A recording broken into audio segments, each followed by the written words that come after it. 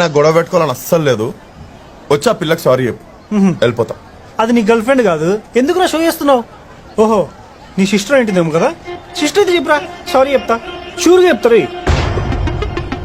అరే మీరు కొట్లాడదామని decide అయ్యారనుకో, first main road పక్కన లఫూడ్ గాడు ఉంటాడు, లఫూడ్ గాడికి ఇచ్చాయి.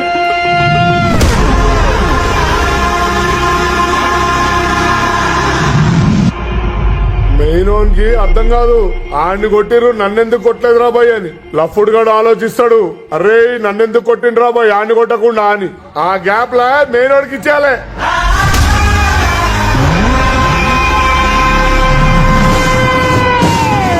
ఇద్దరిని కొట్టంగానే గ్యాంగ్ వీక్ అవుతుంది.